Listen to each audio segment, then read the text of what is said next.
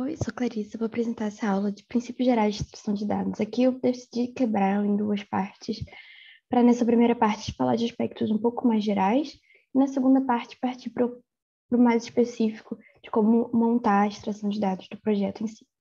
Começando, alguns tópicos mais específicos que a gente vai tratar nessa aula são que dados a gente vai querer extrair, um balanço entre o mínimo e o máximo de informações que é possível extrair, e falar um pouquinho sobre quem pode extrair esses dados, quem pode participar dessa etapa do projeto.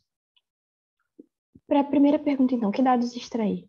Isso provavelmente já foi definido quando você definiu a sua pergunta experimental, os objetivos do projeto, por exemplo, ao definir o pico do projeto, né? Então, se você já definiu qual é a sua população, devem ter informações importantes sobre ela que você quer saber, como espécie, linhagem, talvez a origem, o sexo, a idade, entre várias outras características do modelo que você está buscando estudar com essa revisão sistemática ou meta-análise. Da mesma forma, a intervenção, se você está falando de uma intervenção farmacológica, provavelmente você quer coletar qual é a droga, qual é a dose, a via de administração, se é algum outro tipo de intervenção não farmacológica.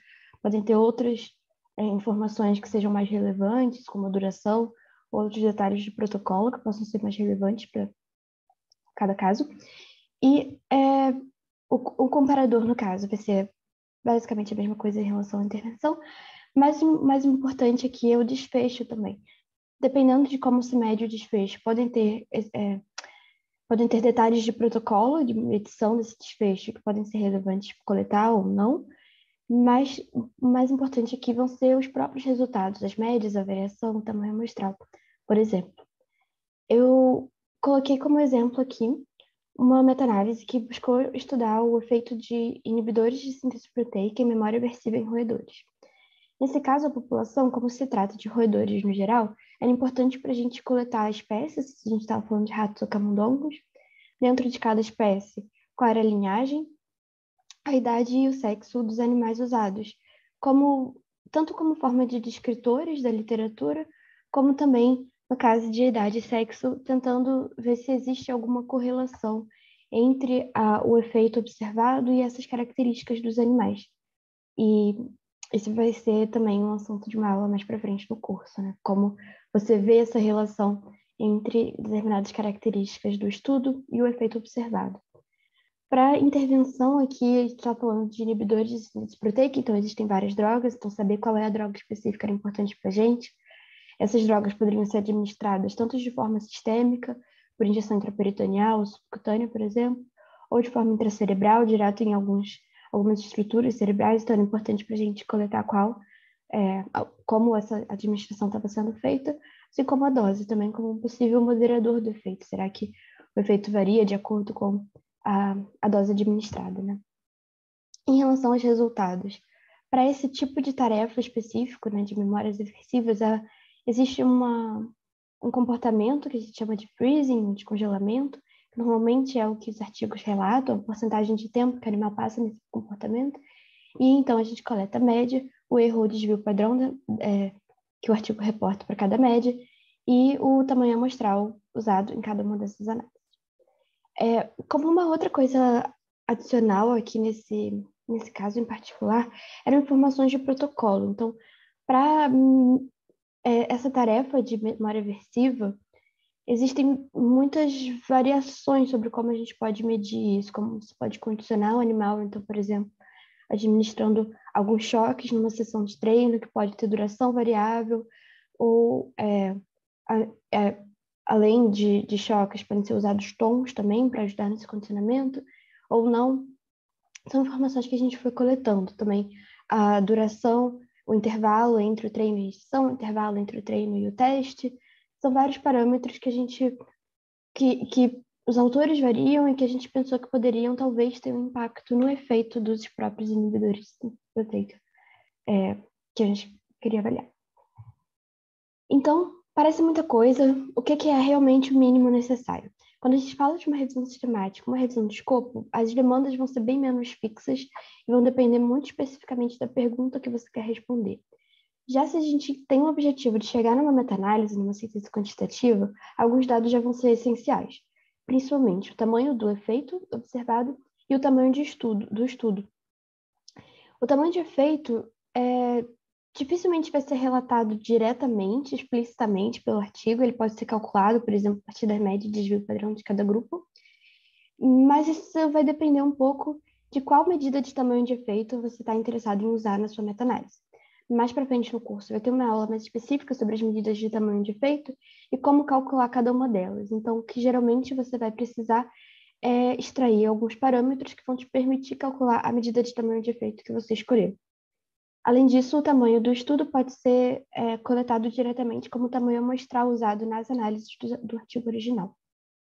Por outro lado, algumas informações podem ser importantes de serem coletadas tanto para ajudar a organizar o banco de dados que você vai montar para a extração de dados, como, por exemplo, identificadores, né? Como algum jeito de você conseguir identificar de onde esse resultado está vindo, de que artigo ou de que figura, quais grupos, dependendo, se você tem uma figura com muitos grupos, pode ser interessante saber exatamente qual daquelas barras você está tratando naquele ponto específico do banco de dados, mas também alguns outros dados a nível de artigo, a nível de experimento, podem ser interessantes como forma de descrever a literatura, por exemplo, como região de origem, fator de impacto, número de citações do artigo, o ano, se você tem algum interesse em acompanhar essa literatura ao longo do tempo. E uma outra informação que é geralmente também bastante recomendada é que se coletem medidas de risco de viés. Mas como a gente tem mais de uma aula até especificamente sobre essa coleta de dados, eu não vou tratar disso aqui, apenas fica aqui como um lembrete de que essa é uma informação mínima recomendada para meta-análises e revisões sistemáticas pré-clínicas. Por outro lado, então, até onde a gente pode ir, né? Será que existe uma quantidade máxima de dados? Eu acho que em alguns casos chega a ser tentador querer extrair todas as informações existentes com o máximo de detalhes possível e pensando que o artigo fez um ótimo trabalho em descrever muito bem esse experimento. Mas é importante pensar, pelo outro lado, que isso também vai desencadear num aumento muito grande da carga de trabalho necessária para extrair. Então, uma coisa que pode ajudar é entender como cada dado vai ser usado nas análises, seja nas análises qualitativas, mais descritoras, numa revisão sistemática, como nas análises quantitativas. Eu acho que isso deve ficar mais claro mais para frente no curso, mas é uma coisa para se ter em mente aqui. Por exemplo, nesse artigo que foi selecionado para aquela meta-análise de inibidores de síntese proteica, como eu falei, memórias aversivas. Eles fazem aqui um ótimo trabalho em descrever, e nesse pequeno trecho do artigo, eles têm muita informação sobre o protocolo, sobre os equipamentos usados, o tamanho das caixas, a voltagem da lâmpada. Eles têm uma caixa dentro de outra que tem uma janela e tem o tamanho dessa janela de observação, a duração e intensidade do choque usado no condicionamento, o tipo de chão que tem dentro da caixa, né, com o diâmetro das barrinhas e o espaçamento entre as barrinhas. É um grau de detalhamento muito, muito grande que, por mais interessante que isso possa ser, a gente não tinha nenhum jeito, não tinha nenhuma ideia de como isso poderia ser usado nas análises, então extrair cada uma dessas informações seria um trabalho enorme, e que a gente acabou se focando só em informações mais quantitativas sobre o próprio choque. E então encurta bastante o trabalho nesse caso. Então, aqui o que vai ser importante é considerar esse trade-off, esse balanço entre quanto detalhe você quer e quanto tempo você consegue dedicar. Então, algumas perguntas a se fazer nessa etapa, assim, quanto tempo e quantas pessoas estão disponíveis para participar da extração de dados, quanto tempo demora cada um dos dados que você quer extrair, né, seja cada um dos artigos, cada uma das comparações, cada um dos experimentos, vai variar qual é a unidade, quantos artigos ou quantas comparações ou quantos experimentos são selecionados para extração. E então, se isso é muito... se você não tem muita experiência com extração de dados, claro que você não vai ter essas respostas de imediato, mas fazer pilotos pode ser um bom caminho de tentar estimar mais ou menos quanto tempo você demora, quantos artigos estão sendo incluídos nas etapas anteriores que vão chegar até a etapa de extração de dados, por exemplo. E aí dá para fazer algumas contas, assim. Então, eu coloquei aqui como exemplo,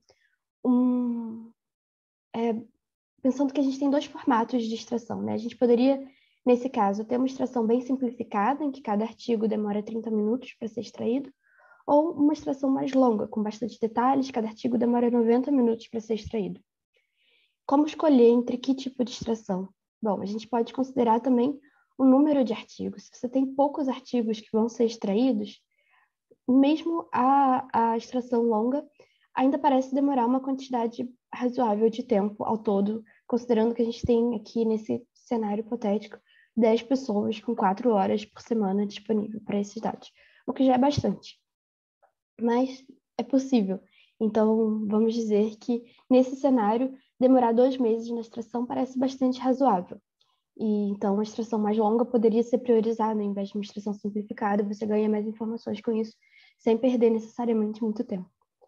Quando a gente começa a aumentar o número de artigos, a diferença entre a extração simplificada e a extração longa pode passar a tornar o trabalho como um todo mais difícil de ser completado, né? Então, por exemplo, aqui no caso mais extremo, que a gente tem 3.000 artigos para serem extraídos, ou 3.000 resultados para serem extraídos, cada um deles demorando ou 30 ou 90 minutos, está falando aqui de chegar a passar de 2 anos nessa etapa de extração, que pode acabar inviabilizando e vai ser difícil conseguir encontrar 10 pessoas que vão ter 4 horas por semana disponíveis por mais de 2 anos. Então, balanços a se considerar nessa etapa. Então, se a gente está falando de juntar um grupo grande de pessoas com uma boa, uma grande disponibilidade de tempo, é importante pensar também quem é que pode extrair os dados. Para a maior parte dos casos, não vai ser necessária nenhuma experiência muito específica. O próprio piloto já pode ser como uma forma de treinamento para identificar como encontrar as informações, o que conta em determinadas categorias e como classificar determinadas coisas.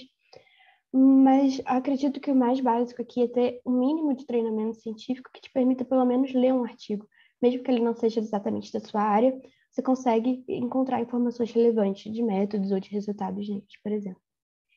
Em alguns casos bem específicos, é que eu estou falando de uma coisa que talvez não seja muito aplicável no nosso caso, alguns dados podem ser extraídos automaticamente pelo computador e deve acelerar esse processo, não precisando, né, do trabalho manual, de colocar horas de trabalho de cada pessoa nisso.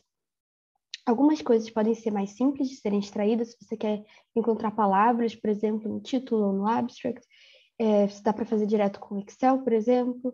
Existem algumas ferramentas que têm alguma limitação para ser usada gratuita, mas não é tão caro assim de pagar, para coletar determinadas informações metodológicas automaticamente dos PDFs, ou até estratégias mais personalizáveis de extrair informações, e isso vai depender bastante do quanto experiência você tem com programação, o tamanho do projeto, para determinar o balanço, né, de quanto tempo você vale a pena investir nessa automatização versus só pegar e extrair, ou é um tipo de projeto que você vai querer continuar, né, dar continuidade ao longo do tempo, então no longo prazo essa automatização vai ser bastante útil.